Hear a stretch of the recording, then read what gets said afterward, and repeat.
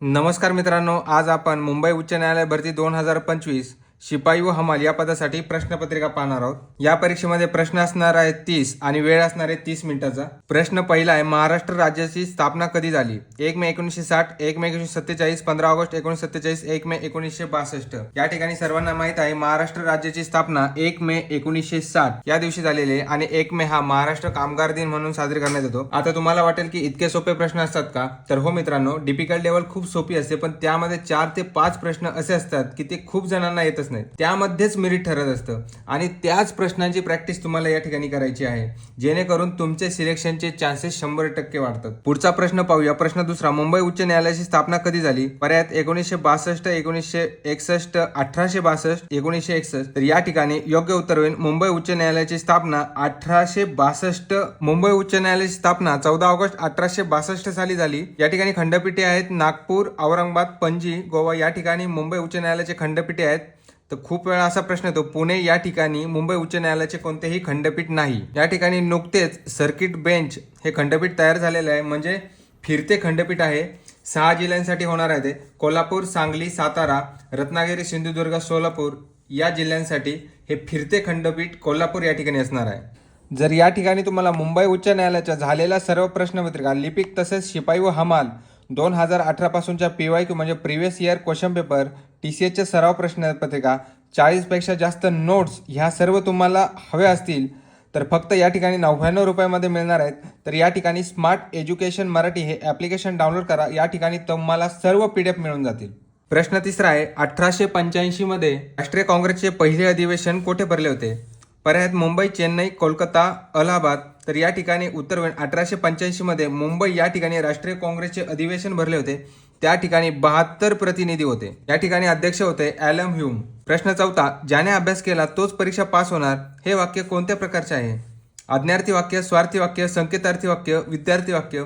तर या ठिकाणी ज्याने त्याने म्हणजे जो तो हा आलेला आहे, म्हणजे जर तर आलेला असेल तर संकेतार्थी वाक्य होईल। हे वाक्य संकेतार्थी वाक्य आहे। प्रश्न 5वा, खालीलपैकी स्त्रीलिंग शब्द ओळखा। अश्रू, पोथी, मंगळसूत्र, शाळा।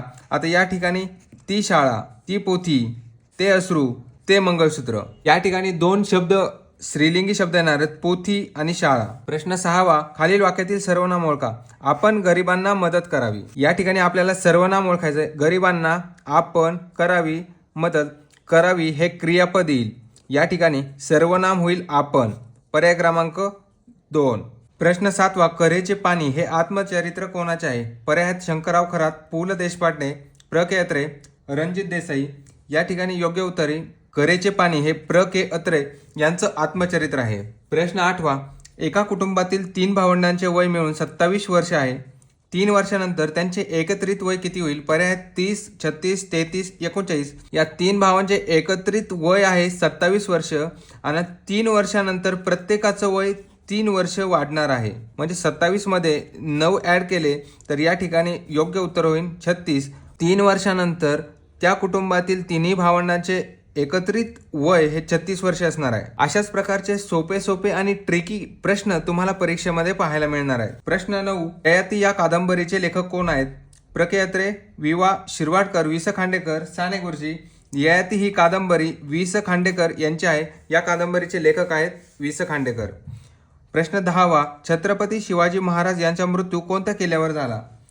शिवनेरी, रायगड, तोरणा, जंजिरा। या ठिकाणी योग्य उत्तर होईल रायगड। प्रश्न 11वा, सध्या महाराष्ट्र राज्याचे राज्यपाल कोण आहेत? पर्याय आहेत रमेश बैस, भगतसिंह कोश्यारी, CP राधाकृष्णन, आचार्य देवव्रत। सध्याचे महाराष्ट्र राज्याचे राज्यपाल आहेत आचार्य देवव्रत। पर्याय क्रमांक 4। प्रश्न 12वा, खालीलपैकी कोणास चित्रपट सृष्टीचे जनक म्हणून ओळखले जाते? या ठिकाणी सर्वांना माहीत आहे दादासाहेब फाळके यांना चित्रपट सृष्टीचे जनक म्हणले जाते आणि दादासाहेब फाळके पुरस्कार सुद्धा त्यांच्याच नावाने दिला जातो। प्रश्न 13वा, भारताची आर्थिक राजधानी म्हणून कोणते शहर ओळखले जाते? पर्याय दिल्ली, मुंबई, बेंगलोर, जयपूर। या ठिकाणी भारताची आर्थिक राजधानी म्हणून मुंबई या शहराला ओळखले जाते आणि पुणे या शहराला महाराष्ट्राची सांस्कृतिक राजधानी म्हणून ओळखले जाते। प्रश्न 14वा, आसाम राज्याची राजधानी कोणती? पर्यायात भोपाळ, इटानगर, दिसपूर, कोहिमा। या ठिकाणी योग्य उत्तर होईल आसामची राजधानी आहे दिसपूर मध्य प्रदेशची राजधानी आहे भोपाळ, नागालँडची राजधानी आहे कोहिमा, अरुणाचल प्रदेश राज्याची राजधानी आहे इटानगर। या ठिकाणी तुम्ही सर्व राज्य आणि राजधान्या आताच पाठ करून ठेवा। प्रेडिसेसर म्हणजे पूर्वाधिकारी आणि सक्सेडर म्हणजे उत्तराधिकारी।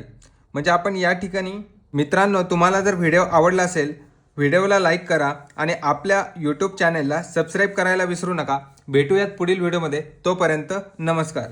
जर तुम्हाला या ठिकाणी संपूर्ण PDF हवी असेल तर स्मार्ट एज्युकेशन मराठी हे ॲप्लिकेशन प्ले स्टोरवरून डाउनलोड करा। या ठिकाणी तुम्हाला सर्व PDF उपलब्ध होतील।